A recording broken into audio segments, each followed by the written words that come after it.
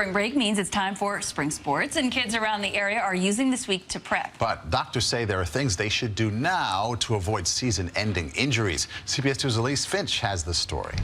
Kids across the tri-state area are getting ready to take on their favorite spring sports. After a cold, snowy winter, some of them are getting outside to play for the first time in months, and they're ready to get started. I just like playing, really.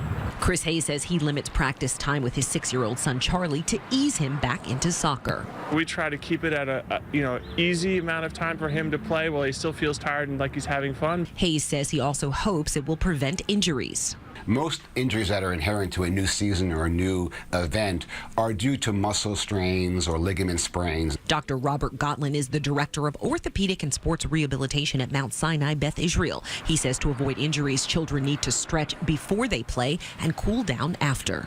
Their bones are growing, the ligaments are stretching, so we need to have them stretch and be active before the activity. There should be a cool down, because if we just stop cold turkey, muscles tend to contract and constrict very tightly, and that can lead to injury because muscles are so tight.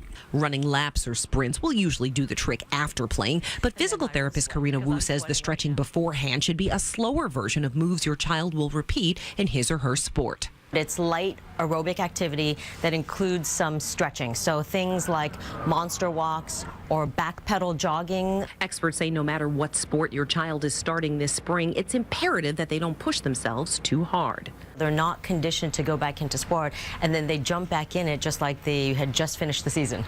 Experts say it's important to slowly build up a child's endurance when they start or return to a sport if you want to prevent injuries. In Manhattan, Elise Finch, CBS 2 News. And doctors also remind us it's important for kids to eat properly before and after they play a sport and to stay hydrated throughout.